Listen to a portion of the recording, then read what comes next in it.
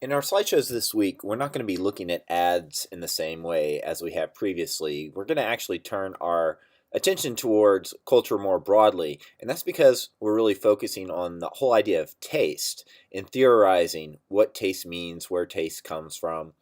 And a key term that we'll be discussing, and that is one of the main objectives of this class, is for you to have an understanding of the idea of cultural capital, what cultural capital is. Because a lot of what advertising has to do is catering towards different kinds of tastes. And when it does that, what it's depending upon are different kinds of understandings and associations of what it means to be a certain kind of person or consume a particular kind of product. So we've been dealing a lot kind of on the edges here throughout the class when we look at images of lifestyles and we try to understand advertising.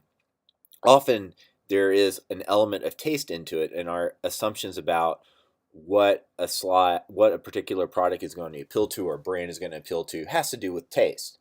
So what we're doing now, though, is we're sitting back and we're thinking, when we talk about taste and where is it that taste comes from? We tend to assume that taste is a very individual thing, right? That we have our own tastes, and what we purchase and what we eat or what we drink and so on and so forth.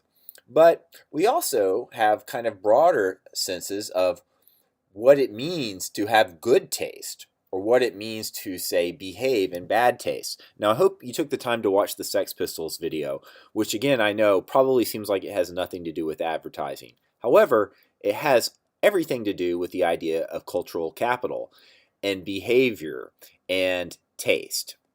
So that was a kind of classic example of bad taste in a lot of different ways. And I think one of the things that you notice is the Sex Pistols very much performing a bad taste, down from the clothes that they wear and the way that they dress to their refusal to behave the way you're supposed to behave on a talk show and kind of submit in a cheery way to the host's way of playing his little game. But we're going to continue thinking about those sorts of things. And also, I want, I've put it here on the slide a couple of different kind of shared notions of what it means to be in bad taste. One of which is the Beverly Hillbillies. I don't know if you guys at this day and age, if they show on reruns on TV that the way they used to. In case you've never seen the Beverly Hillbillies, it's about, guess what, hillbillies who get rich and move to Beverly Hills. And it's kind of a classic fish out of water sitcom. They don't fit in Beverly Hills.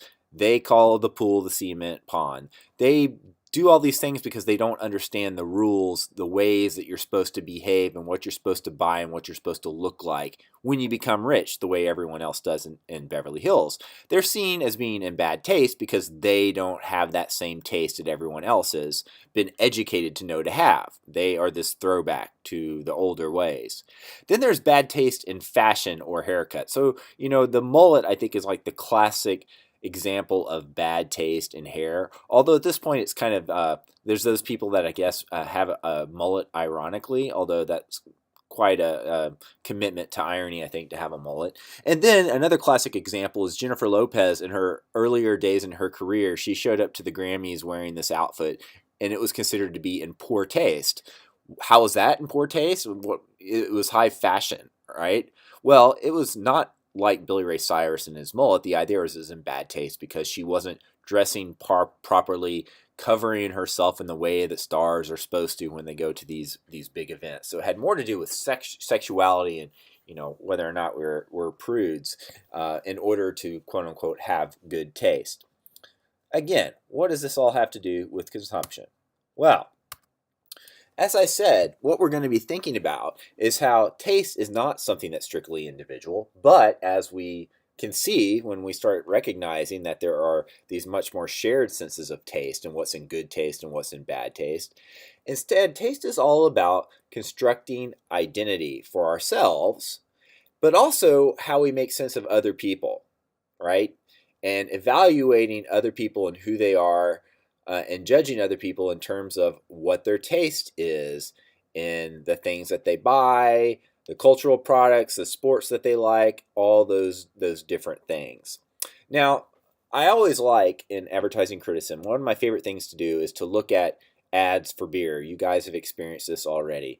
And in terms of thinking about taste, beer, it turns out, is a really great thing to talk about with taste as a product because, what is beer? Well, it's a mixture of water and hops and yeast and malt, right? And it's all a variation on that. So just like sodas and soap and everything else, beer has to be made meaningful. Now, if we were in an actual classroom, I do this thing that I always like to do, which is to see, like, in the classroom, out of all the people, there's bound to be someone who works as a bartender or works as a waitress or waiter. And I like to ask them, do you ever try to guess what someone is going to order to drink based on what they look like? And always the answer is yes, because there's something about, they say, the kinds of clothes people are wearing, or, other things about how they hold themselves that communicates their sense of taste and whether they're going to, order some like microbrewery or, imported beer, or they're going to go for like Bud Light, right? So it turns out, if you go, of course, and you look, beer companies are catering to taste and thinking about taste in these ways too, because that's how they build brands, as we talked about before. Building a brand is about creating an entire sort of environment around your product that suggests it has this identity, right? And that it's going to appeal to people, it's going to be part of a particular lifestyle, part of a particular taste. Now, this image that I'm showing you here is old. It's about almost 10 years old, and it's from the website for Old Milwaukee. Now, Old Milwaukee, it turns out, now this is not a beer that you probably order to show off to people that you have such great taste. But actually, Old Milwaukee as a beer is one that has won awards for Consumer Reports, who like judge beers and try to figure out which one is the best kind of beer. But is that what Old Milwaukee means? No, people think of it as being this cheap, lousy beer. Look at this image, and you can see on their website, Old Milwaukee was very much thinking about how it fits with broader tastes. So you can see here it says OM Life. This is they were marketing Old Milwaukee like this. Old Milwaukee is about living life to its fullest. Whether you're listening to your favorite tunes, taking in a race at the speedway, or enjoying the crisp mountain air, it's about getting the most of every moment and being able to honestly say it doesn't get any better than this. And so you can see, if you're into Old Milwaukee, check this out. They're very much expecting, what do people drink Old Milwaukee like? They like country music, car racing, the outdoors, right? Those are all parts of what kind of lifestyle Old Milwaukee fits into. Country music, racing cars, the outdoors. They're clearly going for this broader middle American, working class or middle class NASCAR crowd, you could say. Okay, so that seems fine, but just to show how different that is, I'm going to show you this is from the very same time, and you'll be able to see. It was in 2005 when I first got these, so it's been 10 years now. This is Heineken, which is really just another beer like everything else, but it's positioning itself within a completely different taste culture. So instead of car racing, they have tennis. They're sponsoring a tennis event.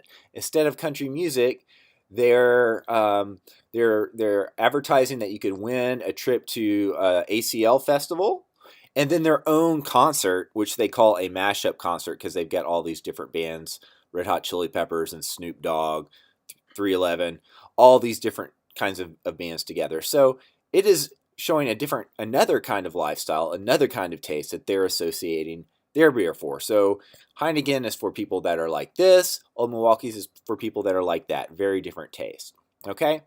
So when we're talking about taste, we're really not just talking literally about the taste, certainly, of a beer or whatever it might be, or an individual's, but a broader taste culture, that it's part of a taste culture that is going to be something that people can consume and participate in lots of different kinds of ways, right?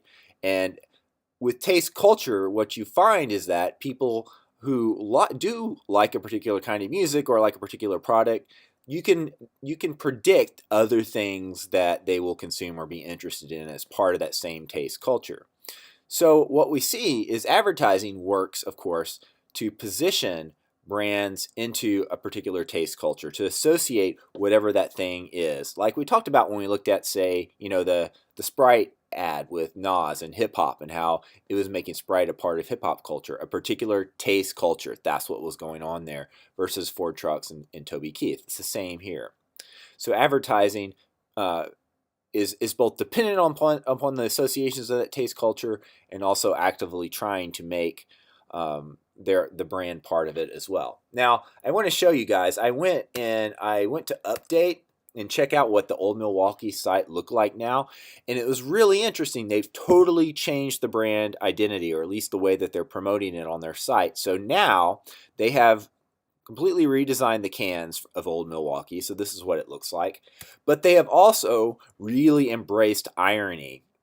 They're no longer this kind of earnest beer for the masses, the NASCAR crowd, etc. They're trying to go for this hipster thing. So as you can see, they sell apparel, and this is actually, this is the first image I saw when I went to their website because I got it flash and it's constantly shifting over. But look at these people. They're very clearly supposed to be hipsters. And so that's what Old Milwaukee is about now. And then they also have, you may have heard that Will Ferrell made some ads for Old Milwaukee. So you can watch those. And this one, it says curly-haired man dance to dubstep. And that curly-haired man is Will Ferrell as a very sunburnt Swedish guy. It's just like 15 seconds long of nonsense and him throwing beer around. And then they also have social media. So you will see now a lot of the beer companies have pages where they get people who are posting images of their products to social media. They filter that stuff out, and the ones that they like, they put on their website.